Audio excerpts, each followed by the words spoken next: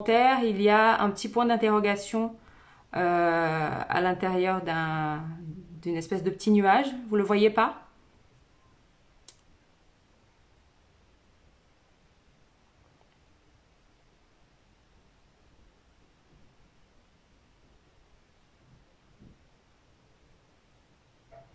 Alors, si vous le voyez pas, bah, envoyez-moi vos questions dans les commentaires, hein. J'essaierai d'y répondre par ce biais-là.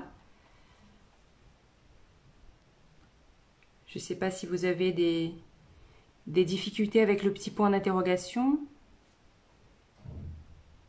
ou ce qui se passe.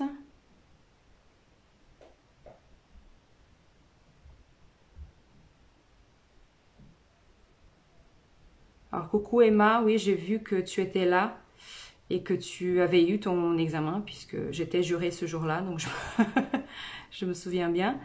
Alors, un sophrologue en situation de handicap peut-il adapter l'exercice qu'il tire au sort? Oui, tout à fait. Est-ce que vous pouvez me donner un peu plus de précision pour cette question, la question concernant le handicap? C'est SDG sophrologue qui me pose cette question. J'aimerais bien avoir plus de précision sur un exemple, par exemple, d'un exercice qui pourrait être compliqué à animer. En quoi consiste l'examen? Alors, Marielle me pose la question, en quoi consiste l'examen? Alors, encore une fois, je vous parle du référentiel de l'Institut de formation à la sophrologie. Hein. Je ne sais pas ce qui se passe dans toutes les écoles de France. Pour l'Institut de formation à la sophrologie, vous avez 3 épreuves le jour de l'examen. Donc, vous allez animer un exercice qui sera tiré au sort. Vous allez arriver, il y a quelqu'un de l'Institut. Alors, l'examen se passe exclusivement, je ne sais pas si ça va changer plus tard, mais ça se passe exclusivement en distanciel. Donc, ça va se passer par Zoom. Il y a quelqu'un de l'Institut qui vous accueille le jour de l'examen. Et la première chose que vous allez faire, c'est un tirage au sort de l'exercice que vous allez animer. Donc, ça peut aussi bien être un exercice de relaxation dynamique qu'un exercice de sophronisation. Il aura une intention et vous aurez donc 15 minutes pour le préparer. Durant ces 15 minutes, vous avez accès à votre manuel de sophrologie, pas de fiche ou autre chose. Vous avez le manuel avec vous et vous avez donc 15 minutes pour préparer. Alors, j'ai une question de Aline. Quand on tombe sur une sophro, doit-on tout le temps faire une induction courte? Il vaut mieux, Aline, faire une induction pas trop courte non plus. Hein. Il faut qu'elle respecte quand même les principes de l'induction. Donc, schéma corporel descendant, que voilà, la totalité du schéma corporel soit présente, mais peut-être avec un peu moins de détails. Hein. L'induction qu'on a dans le livre, le manuel de Catherine Aliotta, est une induction qui dure 7-8 minutes. Hein. Donc, du coup, ça risque d'être un peu long selon la visualisation que vous avez après. Donc, je continue sur la question précédente, hein, juste pour finir. Donc, vous avez ces 15 minutes de préparation et ensuite 15 minutes de animation de cet exercice. Alors, pour certains exercices, 15 minutes, c'est largement suffisant. Moi, le jour de l'examen, j'ai eu le polichinelle. Hein, donc, j'ai pas fait grand-chose pendant environ 13 minutes. Donc, vous avez ces 15 minutes devant un des jurés. Ensuite, vous allez te basculer dans une autre salle face à une autre personne, un autre membre du jury, et vous allez animer avec lui une anamnèse. Vous avez pour ça 20 minutes pour animer cette anamnèse.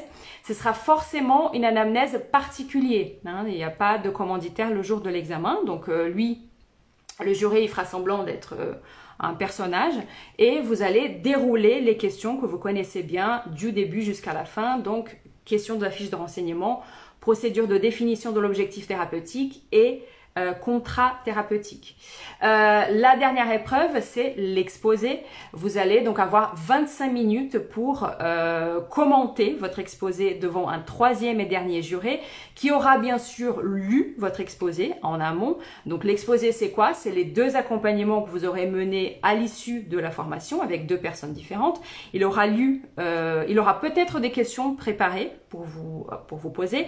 Ces questions n'ont pas pour but de vous déstabiliser, c'est pas des questions de cours, hein, c'est histoire de mieux comprendre vos choix, vos exercices pour le protocole par exemple, ou pourquoi tel ordre des exercices de RD, pourquoi ce choix de protocole type, peut-être des questions aussi concernant la posture thérapeutique, hein.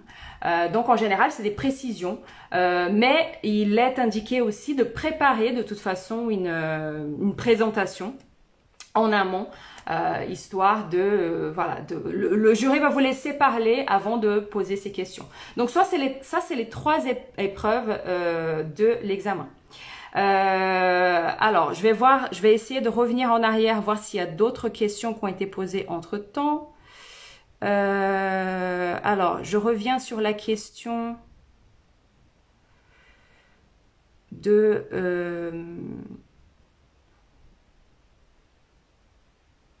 peut-on tomber sur une anamnèse avec un enfant? Non, ce sera forcément un adulte le jour de l'examen.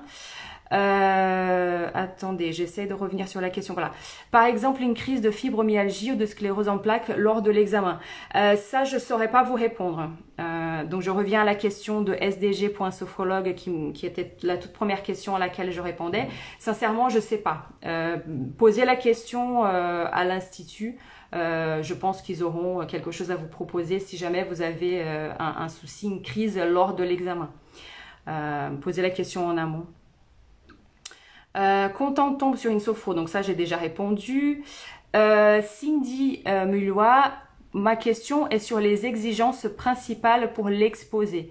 Les exigences principales pour l'exposé, c'est la structure que vous avez dans votre espace pédagogique. Donc en gros, on a besoin de savoir un petit résumé de chacune des... Alors déjà un petit résumé de la grande anamnèse avec les deux protocoles.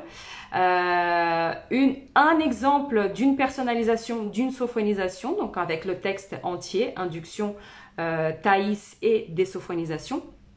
Vous avez aussi bien sûr pour chacune des séances, avec chacun des deux cas, vous avez un petit résumé de l'anamnèse, anamnèse séance 1,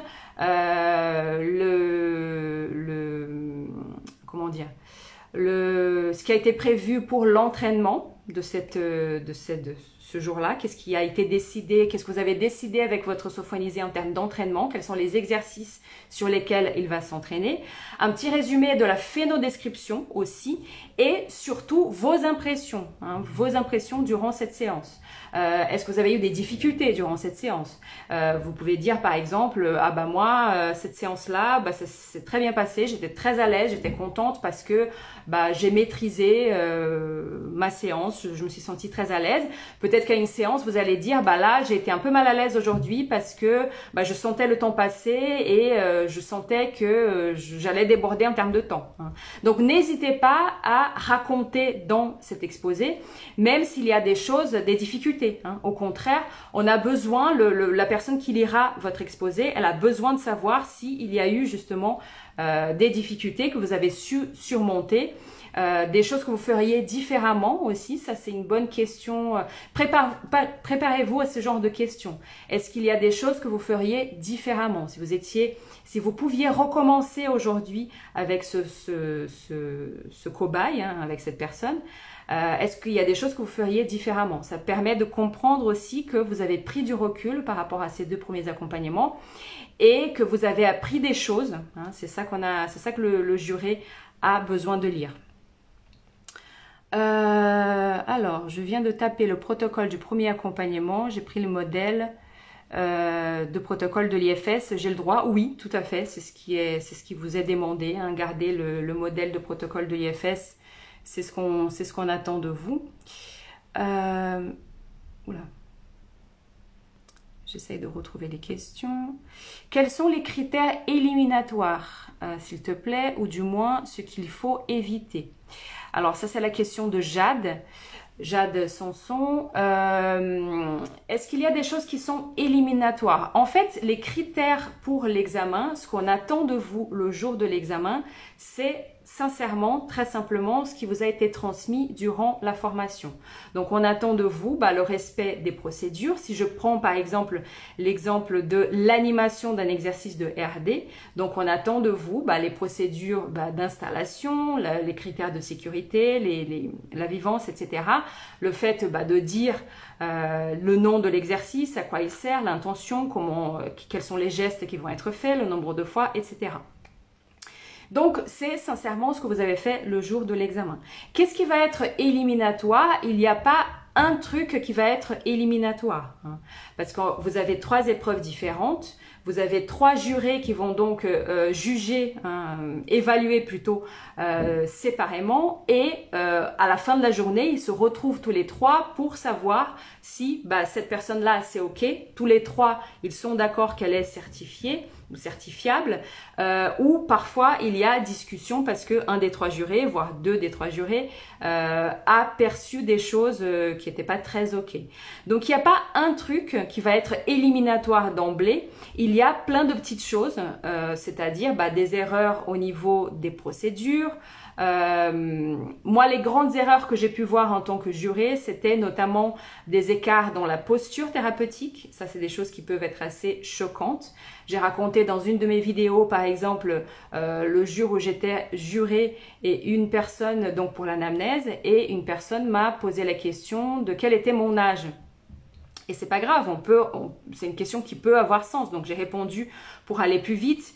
J'ai répondu mon vrai âge, et à un moment donné, elle me demande si j'ai des enfants et si je suis mariée. Et j'ai dit non, justement pour aller plus vite. Et elle me dit, elle me regarde comme ça et elle me touche le bras et elle me dit ça va, vous le vivez bien? Voilà, ça c'est un immense écart de posture. Et cette personne n'a pas eu son examen, mais c'était pas uniquement à cause de ça. Moi, pour ma part, effectivement, elle était non certifiable pour l'anamnèse. Après, si c'est une personne qui a fait une très bonne animation d'exercice et un très bon exposé, les jurés vont discuter. Hein. Donc, il n'y a pas un truc qui va être éliminatoire. Dans les trucs éliminatoires, il va y avoir aussi tout ce qui est mauvaise utilisation des outils, des intentions ou des objectifs d'accompagnement qui tournent un peu vers la guérison. Voilà, donc des choses qui sont vraiment très à côté de la plaque, quoi. Ça c'est des gros sujets éliminatoires. Mais encore une fois, le candidat qui n'est pas certifié, c'est un accord entre les 3 jurés qui l'ont vu. Hein, donc c'est pas, en général, il n'y a pas un truc qui fait que la personne va ne pas être certifiée. Je ne sais pas si j'ai été claire dans ma réponse. Pour l'anamnèse, est-ce que ça peut être une femme enceinte ou un adolescent? Non, ce sera un adulte lambda, hein, ce sera un adulte classique, si on peut dire. Qu'est-ce qui est attendu concernant la partie études de marché?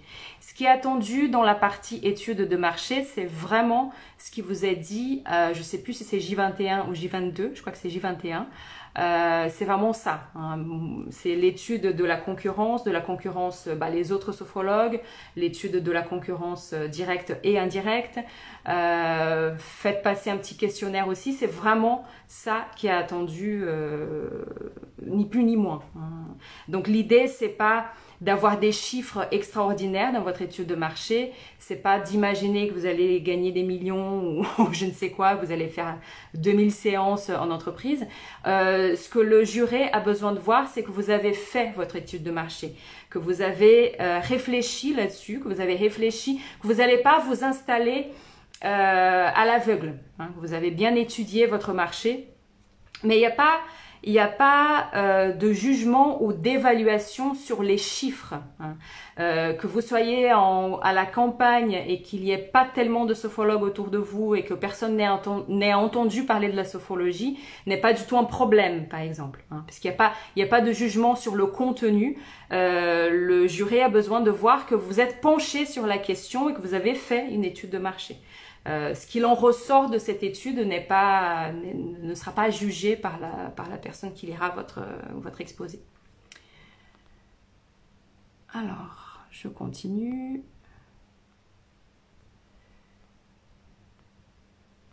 Le sophronisé fait en général combien d'exercices chez lui durant la semaine? Ça c'est à lui de voir. Hein. Y a pas, enfin ça change pas par rapport à ce que vous avez appris de façon classique dans la formation. Il n'y a pas une consigne différente pour l'examen. On l'incite entre 2 séances à s'exercer le plus possible. Voilà. Certains vont faire des exercices tous les jours, certains vont faire ça 3 fois par semaine. On les incite en tout cas à le faire le plus possible, si possible tous les jours. Rappelez-vous qu'ils ne sont pas obligés de refaire la séance. Quand on dit tous les jours, c'est pas la séance entière tous les jours, hein, sinon ça paraît pas très réaliste. Ça va être, ça peut être un petit pompage des épaules le matin, ça peut être un chauffage corporel avant d'aller se coucher, mais que voilà, de préférence qu'ils gardent cette pratique le plus souvent possible. Donc tous les jours c'est l'idéal, 5 fois par semaine c'est pas mal, 3 fois par semaine ça me semble un minimum. Chouquette, est-ce que sur l'exposé, on écrit comment se sent la personne à la fin du protocole? Oui, ça peut faire partie puisque vous allez avoir un petit résumé de toutes les anamnèses de chacune des séances. Hein. Donc, ça peut être quelque chose que vous allez écrire dans le résumé de l'anamnèse de la dernière séance. Effectivement, ça fait partie des questions que vous posez à la dernière séance. Comment est-ce qu'elle se sent, cette personne? Est-ce qu'elle a atteint son objectif? Vous pouvez valider aussi avec elle les critères, les indicateurs de réussite. Hein, et ça fait partie des choses, effectivement, que vous allez pouvoir écrire dans le résumé de l'anamnèse de la dernière séance. Voilà. Moi en harmonie, donc pose la question, j'ai choisi un ado de 13 ans pour mon 2e accompagnement. C'est bon? Oui, il n'y a pas de problème. Vous pouvez, dans les cas que vous allez choisir, dans les cobayes, on les appelle gentiment, que vous allez choisir, il n'y a pas... Alors, ce qu'on vous déconseille, c'est d'aller vers des cas difficile. Hein. On vous déconseille d'aller vers des personnes qui sont en très grande détresse. Et encore, c'est un conseil. Hein. On ne va pas vous interdire de passer l'examen si vous avez fait votre accompagnement avec une personne qui est en très grande détresse. On vous déconseille d'aller vers des cas très difficiles. Donc, des personnes qui sont très malades, voilà, des personnes qui sont dans un état de grand handicap ou des choses qui vont vous demander énormément d'adaptation. Pourquoi? Parce qu'on ne peut pas faire de la sophrologie avec ces personnes-là? Non, mais parce que c'est vos premiers accompagnements, il y a déjà beaucoup de premières fois, c'est vos premières anamnèses, c'est la première fois que vous êtes face à des vrais sophronisés, c'est vos premiers protocoles. Donc l'idée, c'est de ne pas se rajouter des difficultés.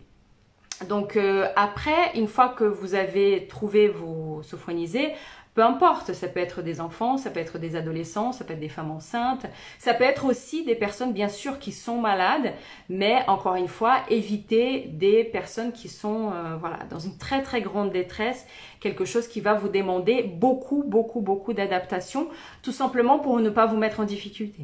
C'est un conseil qu'on vous donne, encore une fois, si vous arrivez le jour J avec un exposé et la personne était en grande détresse et vous en êtes quand même bien sorti, voilà, on ne va pas vous empêcher de passer votre examen. Alors, est-ce qu'on doit mettre, donc ça c'est une question de Cindy, est-ce qu'on doit ou est-ce qu'on peut mettre le questionnaire en annexe? À quel questionnaire vous faites allusion, Cindy? Le questionnaire pour l'étude de marché? Si c'est le questionnaire pour l'étude de marché, non, ce n'est pas nécessaire. Enfin, vous pouvez si vous voulez, mais c'est pas obligatoire.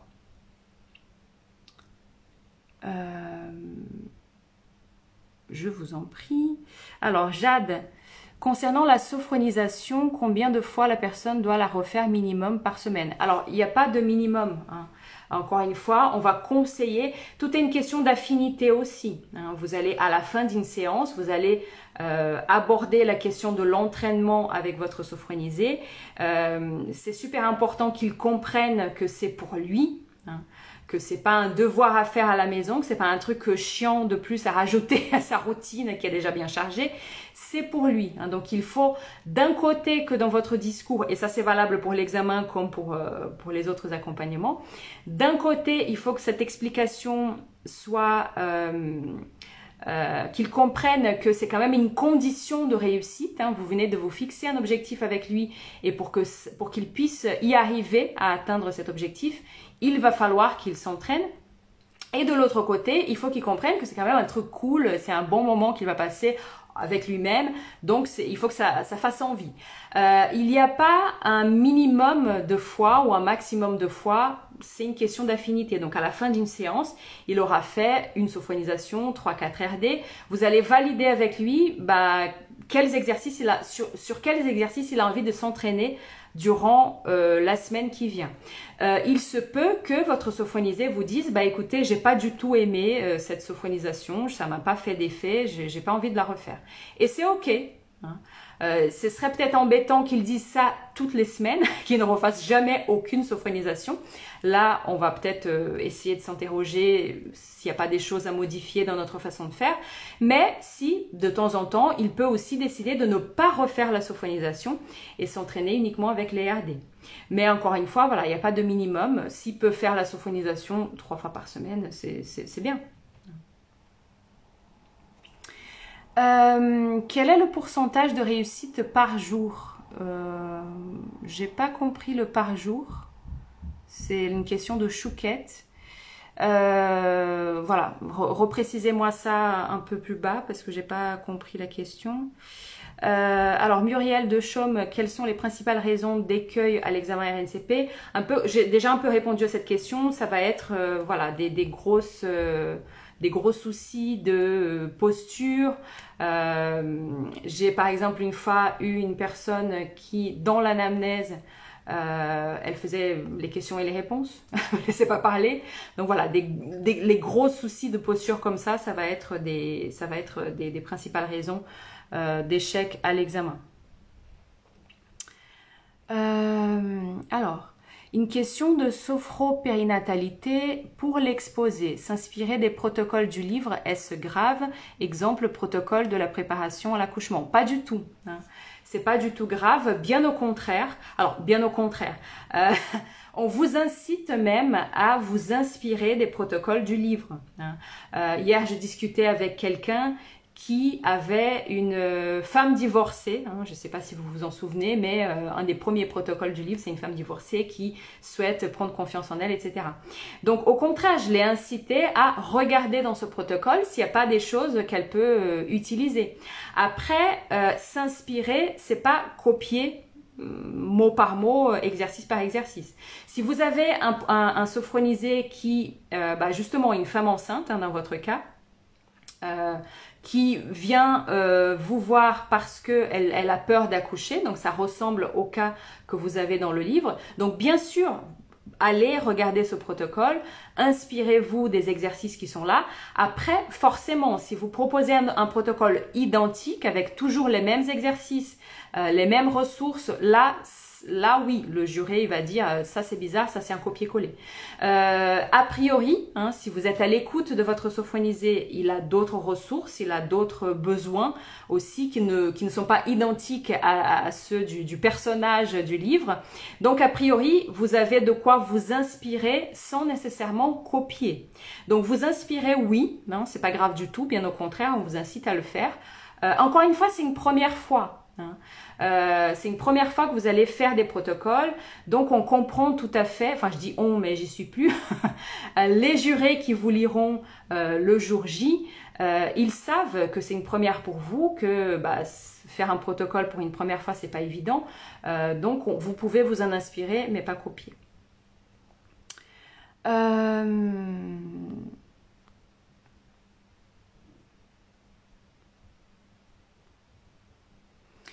Alors, sophropérinatalité à nouveau. En visio, comment se passe le tirage au sort des exercices? Si on dépasse le temps prévu lors de l'examen, est-ce éliminatoire? Alors, je ne sais pas quand est-ce que vous avez fait votre formation, donc sophropérinatalité. mais c'est exactement ce que vous avez vécu en J24, c'est-à-dire que le juré, il a, enfin c'est même pas le juré en fait, c'est une personne de l'institut qui organise l'examen, qui vous accueille ce jour-là, et cette personne, elle a une liste d'exercices sous les yeux avec des intentions. Elle va avoir un chiffre dans la tête, je sais pas, elle va avoir le 14 dans la tête et elle va vous demander de lui donner un chiffre entre 1 et 5, vous allez dire 5, 14 plus 5, elle tombe sur l'exercice 19. Voilà, donc c'est comme ça que ça se fait. Et si un jour ça redevient présentiel, ça sera pareil. Donc ça, c'est pas un problème. Si vous dépassez le temps prévu lors de l'examen S éliminatoire, donc j'imagine que vous parlez du temps des exercices. Hein. Vous avez donc 15 minutes pour l'exercice et 15 minutes pour l'anamnèse.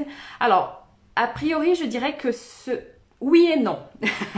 Alors, déjà, je vous rappelle, il n'y a rien qui, en soi, tout seul, soit éliminatoire parce que vous avez 3 épreuves différentes avec 3 jurés différents. Et la décision de ne pas certifier quelqu'un est une décision collégiale. Donc, il n'y a pas un truc qui va se passer et qui sera éliminatoire. Par contre, ce qu'on va regarder, c'est la raison pour laquelle vous n'avez pas allé jusqu'au bout. Si je prends l'exemple de l'anamnèse par exemple, ça a pu m'arriver de ne pas arriver jusqu'au bout avec quelqu'un, mais la personne était déjà dans le contrat. Elle était déjà en train de m'expliquer, bah, les séances, c'est 1 fois par semaine, ça coûte 50 €, etc. Il lui manquait donc, à 3-4 minutes près, elle aurait fini. Donc là, pas du tout, c'est pas du tout éliminatoire parce que pendant ces 20 minutes que j'ai passées avec elle, j'ai pu remplir ma fiche. Donc chaque juré, il a une fiche avec des critères à évaluer. J'ai quand même eu suffisamment, elle est quand même allée suffisamment loin dans cette anamnèse pour que je puisse l'évaluer. Donc si son anamnèse était une catastrophe ou si elle était très bien, j'ai pu l'évaluer à ce stade-là. Donc c'est pas très grave s'il lui manquait 2-3 minutes. En revanche, ça m'est aussi déjà arrivé d'avoir des personnes qui ne vont pas jusqu'au bout parce que elles rajoutent des choses, elles rajoutent des questions qui ne sont pas nécessaires, elles sont dans l'interprétation de ce que je dis. J'ai un souvenir un peu loin, mais d'une personne, je disais donc la raison pour laquelle je voulais faire des séances de sophrologie. Il essayait de me ramener un peu sur un truc psycho, etc. Donc les 20 minutes se sont écoulées et il était très très loin de la fin. Et il était très très loin de la fin parce que il était très très loin de ce qu'on lui avait demandé de faire aussi. On lui a donné des critères très précis lors de la formation et il était très très loin d'avoir respecté ces critères. Donc il n'a pas pu respecter le temps pour ça. Donc vous voyez, ça dépend de la raison pour laquelle vous n'avez pas respecté le temps et la plupart du temps c'est juste voilà, il manquait 2-3 minutes à la fin, c'est pas éliminatoire, c'est pas ça qui fait que on va ne pas certifier une personne. Oui Cindy, donc c'était pour l'étude de marché, donc non, c'est pas la peine de, enfin vous pouvez le faire mais c'est pas la peine de mettre les questionnaires.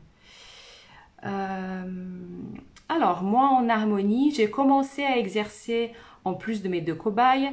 Dois-je le dire à l'examen ou pas par rapport à l'étude de marché? Alors, vous pouvez exercer à côté, c'est pas un problème. Voilà, encore une fois, la certification RNCP, elle n'est pas obligatoire pour exercer, donc c'est pas un problème si vous exercez à côté en plus de ces 2 personnes. Non, et en même temps, c'est pas quelque chose qui est nécessaire. Voilà, non, c'est pas nécessaire de le mentionner par rapport à l'étude de marché. Restez sur vos deux cobayes, c'est très très bien.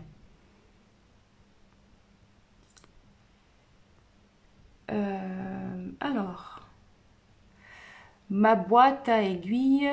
À partir de quel moment dans la formation commence-t-on la recherche de nos 2 sophronisés? Alors, l'idée, c'est que vous puissiez commencer vos accompagnements après la formation. Donc, la recherche des 2 sophronisés, c'est pas la peine de la commencer trop tôt. hein, puisque on vous demande vraiment d'aller jusqu'à J24, d'autant plus que J24 est une journée où on va bien vous expliquer justement ce qu'on attend de vous pour l'exposé et pour les 2 accompagnements et pour ces 2 personnes, etc. Vous allez comprendre que on ne peut pas avoir n'importe qui comme sophronisé. Exemple, on ne va pas accompagner nos proches, hein. Il y a une question enfin, ça c'est quelque chose qu'on comprend tout au long de la formation, mais disons qu'en J24, on va vous préciser exactement ce qu'on attend de vous ce jour-là. Et de préférence, vous avez fait toutes les journées thématiques aussi avant de vous lancer. Donc, c'est pas la peine de commencer à chercher vos sophronisés très tôt parce que, idéalement, vous n'allez pas commencer à exercer sur eux avant la fin de la formation. Alors évidemment, il y a des personnes qui ont déjà fait une anamnèse avant la fin de la formation, c'est pas dramatique, hein. Mais voilà, c'est pas la peine de commencer à chercher trop tôt, d'autant plus que en général, étant donné que ce sont des accompagnements qui vont être gratuits, vous allez trouver ces personnes-là relativement facilement, hein. Encore une fois, ça ne peut pas être des proches, vous n'allez pas faire ça avec quelqu'un que vous connaissez relativement bien. Même plus ou moins, parce que en termes de posture thérapeutique, ça va être compliqué de garder cette distance nécessaire qu'il nous faut pour exercer. Mais vous pouvez très bien faire ça avec des amis d'amis, hein. Moi, c'est ce que j'ai fait. J'ai demandé à mes amis si eux, ils connaissaient des personnes et très rapidement, j'ai eu des amis d'amis. Donc non, c'est pas la peine de commencer à chercher ça très tôt. Si vous commencez vers J21, J22, à mon avis, c'est OK. Alors, Chouquette, quel est le pourcentage de réussite à l'examen, sachant que par jour, il y a un nombre de candidats? Ah d'accord, j'ai compris la question. Alors, le pourcentage de réussite, c'est un chiffre que j'avais lu il y a quelque temps, c'est de 70% au premier passage. Et sachant que vous pouvez vous présenter 3 fois à l'examen, donc s'il y avait un échec au premier passage, vous pouvez vous représenter encore 2 fois. Donc d'après ce que j'ai lu, le taux de réussite est de 70% au premier passage et 99% au deuxième passage. Voilà.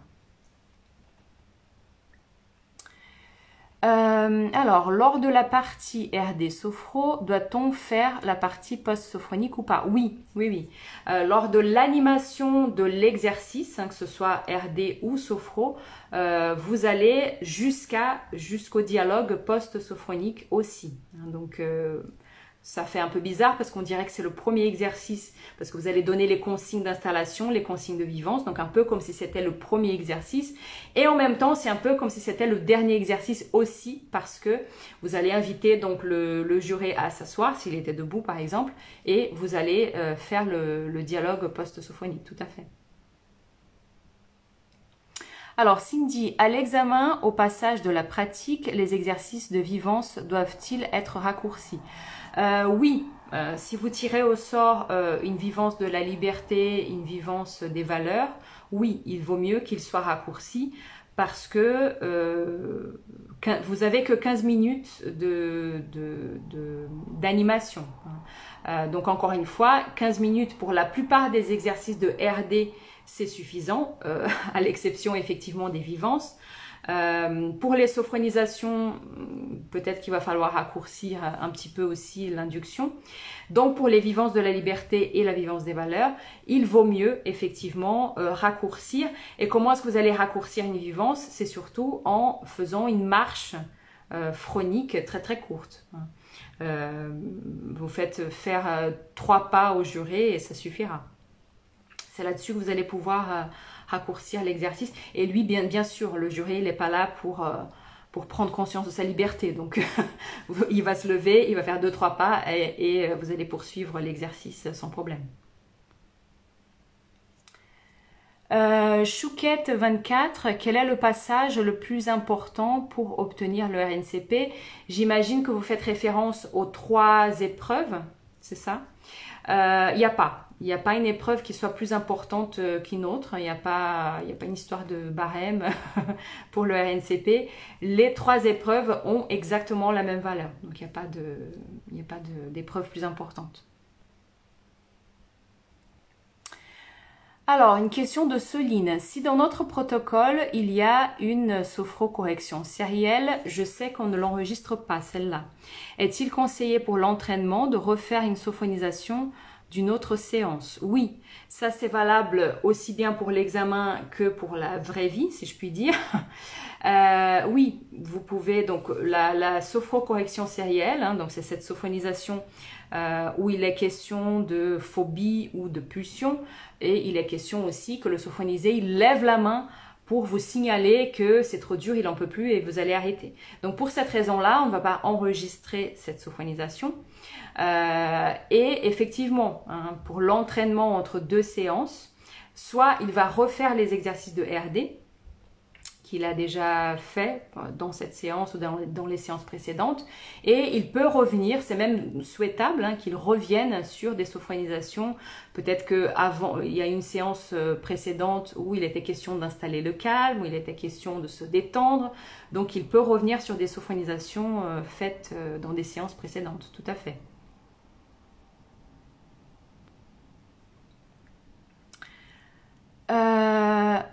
Alors une question de Chouquette, lors des formations, quand nous passons pour l'entraînement, le formateur note les noms, tout à fait.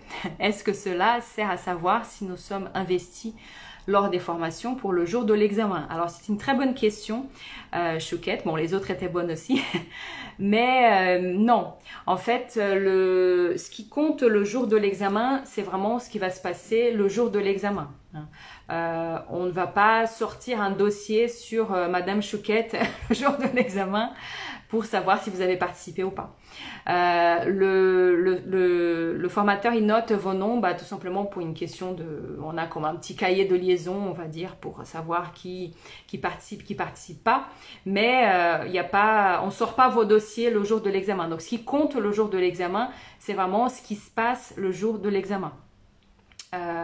Donc que vous ayez par exemple face à vous un formateur que vous avez eu plusieurs fois par exemple en formation, il va évaluer ce qu'il voit ce jour-là. Il va pas se dire ouh là là, celle-là elle n'a pas participé donc je vais moins bien la noter. Ça n'existe pas, hein, donc c'est quand même souhaitable de s'entraîner durant la formation, mais non, c'est pas quelque chose qui risque de vous desservir le jour de l'examen. Alors,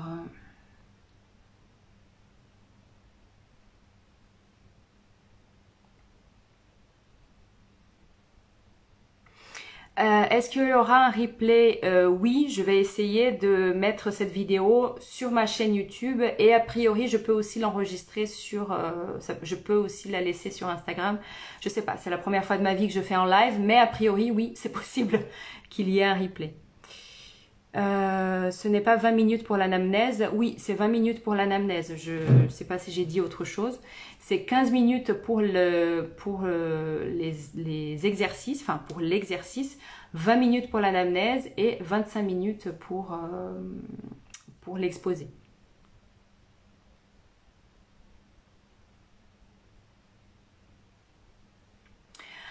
Alors, une question sur le temps.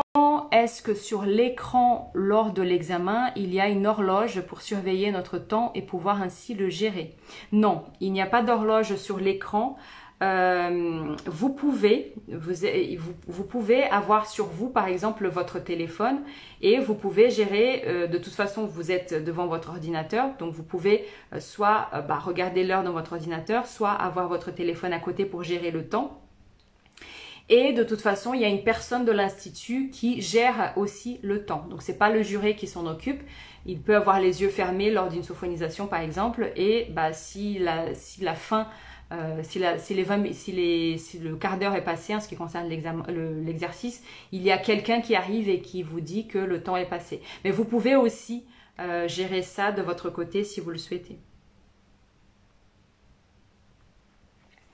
Alors Virginie, est-ce qu'il peut y avoir des questions sur les leçons du livre, hiérarchisation, degré, protocole? Il peut y avoir des questions du livre, oui et non. On va pas vous poser des questions, par exemple, en quelle année a eu lieu je ne sais pas quel, quel événement sur la sophologie, le congrès national de la sophologie en Colombie. Donc non, ça, on va pas vous poser cette question-là. En revanche, on peut vous poser, non, les degrés non plus.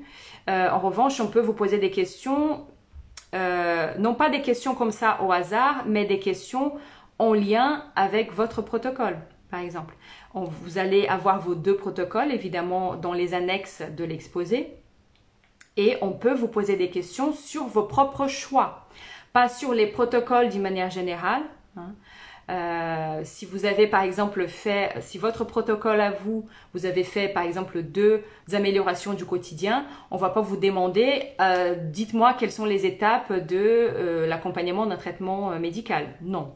Par contre, on peut vous poser des questions en lien avec pourquoi est-ce que vous avez choisi tel protocole type, pourquoi est-ce que vous avez choisi telle sophonisation, si vous pouviez choisir une autre sophonisation à la place de celle-ci, laquelle vous choisiriez, etc. Mais voilà, c'est en lien avec ce que vous avez fait, c'est pas des questions comme ça au hasard.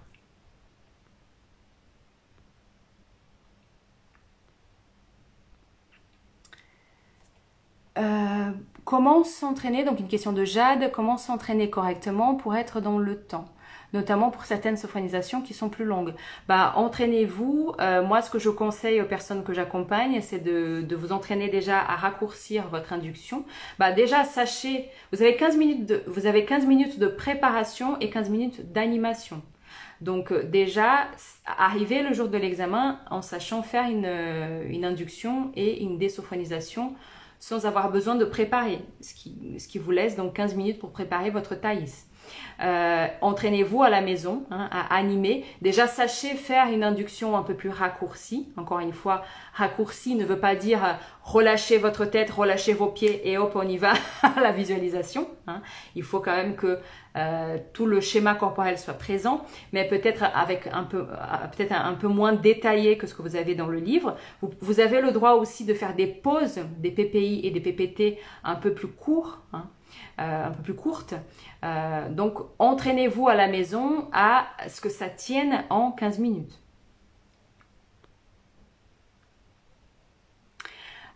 Pouvons-nous avoir le questionnaire de l'anamnèse sous les yeux pour l'épreuve? Non seulement vous pouvez, mais c'est souhaitable d'avoir. Vous pouvez imprimer votre propre questionnaire dans l'espace pédagogique de l'Institut. Vous avez le questionnaire de l'anamnèse que vous pouvez imprimer. Sinon, vous faites vous-même sur Word, peu importe. Mais au contraire, on ne demande pas de vous de connaître les questions de l'anamnèse par cœur. Ce n'est pas ce qu'on fait dans la vraie vie quand on est sophrologue. Donc, il n'y a pas de raison qu'on vous le demande pour l'examen. Donc, on va vous demander d'avoir votre propre questionnaire sous les yeux. Et attention, on va vous demander aussi, le jury va vous demander de le regarder. C'est-à-dire que vous avez une feuille de papier. Vous avez une feuille de papier comme ça. Et vous allez lui montrer votre papier, histoire qu'il n'y ait que les questions de la fiche de renseignement sur votre papier. Vous ne pouvez pas, par exemple, avoir sur votre papier la procédure pour l'obtention de l'objectif et la procédure pour le contrat. S'il lit ça, il va vous demander d'écrire sur un papier blanc, sur un papier brouillon. Et de toute façon, on se rend compte quand il y a quelqu'un qui est en train de lire une définition de la sophologie, même en distanciel, on s'en rend compte. Donc, il va vous demander de voir, mais au contraire, ayez votre propre questionnaire sous les yeux et vous pouvez noter dessus comme ce que vous faisiez en jeu de rôle durant la formation. Coucou de Strasbourg, coucou de Paris. Alors...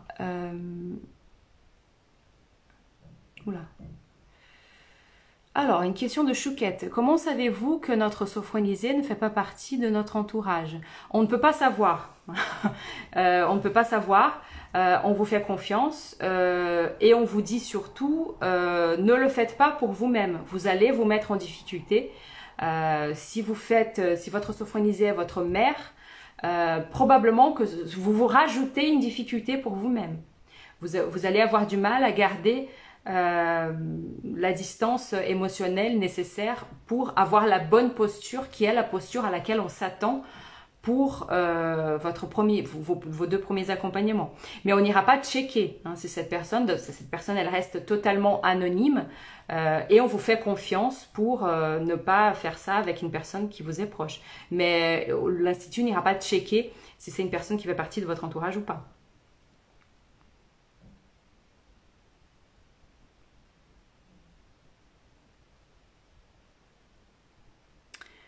Nadia,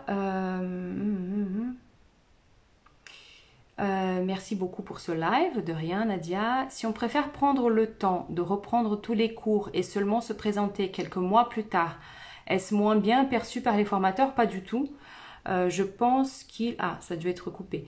Alors, il faut savoir que vous avez 5 ans pour passer l'examen après la date de fin de votre formation. Et c'est absolument pas un critère. Hein. Ce n'est absolument pas un critère si vous avez fait votre formation, si vous avez tout fait dans la foulée, si vous avez attendu 1 an, 2 ans, 3 ans. On vous conseille, et ce n'est qu'un conseil, de ne pas trop attendre pour plusieurs raisons. Déjà, parfois il y a des critères qui peuvent changer. Vous savez qu'il y a un renouvellement du RNCP tous les 5 ans et parfois France Compétences, donc l'organisme qui gère le RNCP, le répertoire national des certifications professionnelles, peut faire des nouvelles exigences. Hein. Donc si vous attendez 5 ans pour passer, ça se trouve dans 3 ans il y aura des nouvelles exigences, voilà, des choses que vous n'avez pas forcément vues en formation. Vous êtes peut-être un peu moins dans le bain aussi. Toutes ces procédures que vous avez vues et revues en formation, peut-être que c'est un peu moins présent dans votre esprit et dans votre mémoire. Donc on vous conseille de pas trop attendre, mais ce n'est en aucun cas un critère. C'est écrit dans votre exposé effectivement quand est-ce que vous avez fait la formation, mais on ne prend pas ça en considération pour vous évaluer. Donc non, il n'y a pas de problème.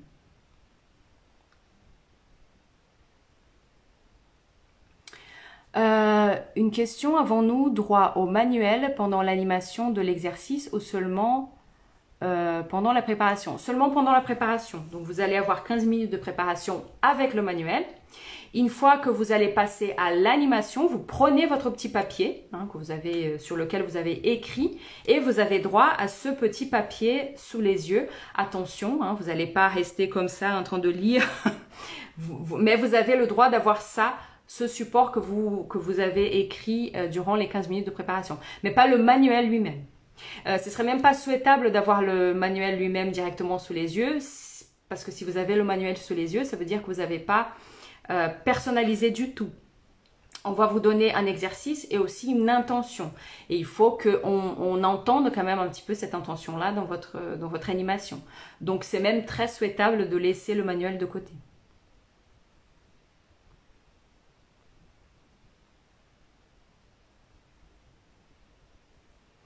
Quels sont les supports auxquels nous avons droit pendant l'examen? Pour l'animation, pour la préparation, donc le manuel. Pour l'anamnèse, votre fiche de renseignement, donc vous avez imprimé en amont. Et pour l'exposé, vous pouvez bien sûr avoir votre exposé sous les yeux.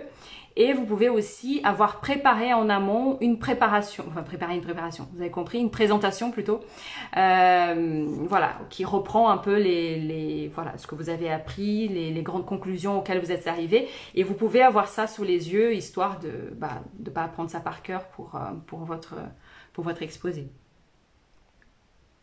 Coucou François. Brigitte, à l'issue de la préparation d'une sophronisation, peut-on garder sa fiche préparatoire? Oui, oui, oui. C'est ce que je viens de dire.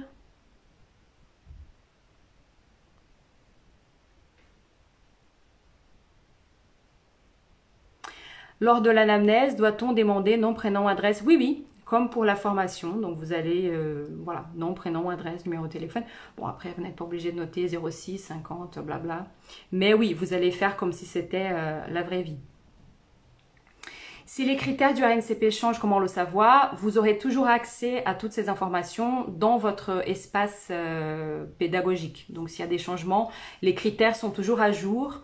Donc si ça change, vous serez averti en allant dans votre espace. Allez-y régulièrement, hein. Donc si vous comptez ne pas passer l'examen tout de suite, si vous pensez le passer que dans quelques temps, faites un tour régulièrement parce que de toute façon les critères sont toujours à jour dans l'espace pédagogique. Alors, je regarde l'heure, il est pratiquement 9 h. Salut François. Je vais donc répondre peut-être à une dernière question. C'est pour les femmes ici où les hommes sont permis. Les hommes sont permis aussi, hein, mais voilà, le fait est que nous avons plus de sophrologues femmes que des hommes. Je pense que c'était donc la dernière question, il n'y en a pas d'autres. Je vais donc vous quitter. Ah oui, il y a une dernière question. Si nous avons un problème de connexion lors du passage de l'examen, est-ce rattrapable? Oui, bien sûr. Hein, ça m'est arrivé plusieurs fois, malheureusement, d'avoir des soucis de connexion. Oui, oui, tout à fait. En tout cas, ça ne va pas porter préjudice. Les soucis de connexion ne vont pas porter préjudice au candidat. Donc ça, ne vous inquiétez pas pour ça. Alors, je vais donc répondre à une dernière question. Est-ce que le jury attend dans les grandes lignes de la présentation des accompagnements un grand résumé des deux cas, c'est-à-dire qu'est-ce que vous avez, un grand résumé, qui sont ces deux personnes, quels étaient leurs objectifs, qu'est-ce que vous avez appris surtout avec ces deux accompagnements, quelles ont été vos difficultés, comment vous avez pu les surmonter. Qu'est-ce que vous avez appris en tant que sophrologue, hein. Peut-être que ces deux premiers accompagnements vous ont permis de comprendre que vous avez peut-être un travail à faire. Enfin, moi je parle de moi là, c'est ce que j'ai appris sur moi pour mes deux accompagnements. J'avais un travail à faire au niveau de la posture, hein. Peut-être que vous avez compris que vous êtes tout à fait à l'aise et que c'est le métier. Voilà. En gros, dans les grandes lignes, c'est ça. Qu'est-ce que vous avez appris? Attendez-vous aussi à la question, est-ce qu'il y a des choses que vous feriez différemment, hein, puisque forcément, entre la fin des accompagnements et le jour de l'examen, il y a ne serait-ce que quelques semaines, voire parfois quelques mois qui sont passés. Donc voilà, est-ce qu'il y a des choses que vous feriez différemment? Ce genre de questions comme ça.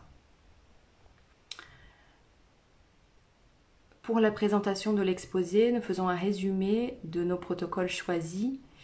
Non, vous avez la totalité, vous avez les deux protocoles et le jury l'aura lu, hein, donc c'est pas la peine d'avoir un résumé en plus. Merci beaucoup pour vous. À vous. Si on a un trou de mémoire lors de l'examen, cela compte-t-il? Ça dépend. Donc ça va être la dernière question. Si on a un trou de mémoire, ça dépend. Si vous avez un petit trou de mémoire dû au stress et que vous vous rattrapez après, non, on va pas vous... la question est, est-ce que vous avez pu animer cet exercice jusqu'au bout ou pas, hein? Donc a priori, un petit trou de mémoire, ce n'est pas éliminatoire. Voilà, écoutez, grand merci à vous pour votre présence.